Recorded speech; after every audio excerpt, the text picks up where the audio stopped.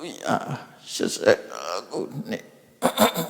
တညလာဆောင်17ရက်2023ခုနှစ်အောက်တိုဘာလ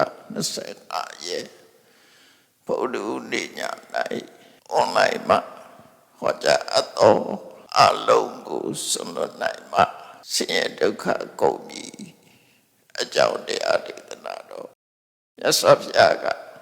သုတ်တန်တစ်ခုမှာတပ္ပံအဘိသနာအလုံးကိုသိရမယ်တပ္ပံအဘိသနာအလုံးကိုသိရမယ်တပ္ပံပရိစ္ဆာနာအလုံးကိုပိုင်းခြားသိနိုင်ရမယ်တပ္ပံဝိရဇယဝိရာဇယအလုံးပေါ်မှာတွေ့တာမှုကင်းရှင်းစေရမယ်တပ္ပံပါဇဟံအလုံးကိုဆွလွတ်နိုင်ရမယ်အဲ့ဒါမှဘဘောဒုက္ခခရယဆင်းရဲဒုက္ခကုန်ဆုံးမှုအတွက်ဖြစ်နိုင်မယ်ဆိုလိုတာကမြတ်စွာဘုရားအာသနာတော်မှာဘုရားဟောကြားတဲ့တရားတွေကတန်တရားတွေမှာကျုံတွေ့ရတဲ့ဆင်းရဲဒုက္ခတွေကိုအဆုံးသတ်ဖို့ပဲဖြစ်တယ်ပေါ့နော်အဆုံးသတ်ဖို့ဖြစ်တယ်အဲ့ဒုက္ခတွေကိုဆုံးသတ်ဖို့ဆိုလို့ရှိရင်တော့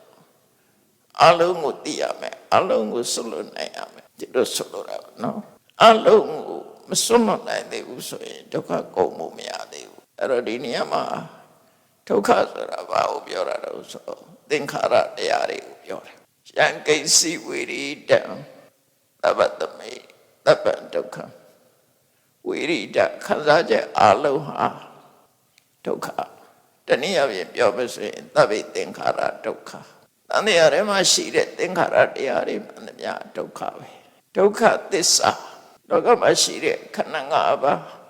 ယုံနာတရားတွေအဒုက္ခသစ္စာပဲအဲ့ဒီဒုက္ခသစ္စာကိုဖန်တီးပေးနေတဲ့ဒုက္ခကိုဖန်တီးပေးနေတဲ့တဏှာကိုသမုကိရိတာရိကံတွေကိုသမုဒိယသစ္စာဒုက္ခနဲ့သမုဒိယနှစ်ခုမဖြစ်တော့တာကိုនិရောဓသစ္စာမဖြစ်အောင်လှုပ်ဆောင်ရမယ်နိလန်ကဘက်ကသစ္စာတော့သစ္စာလေးကဆို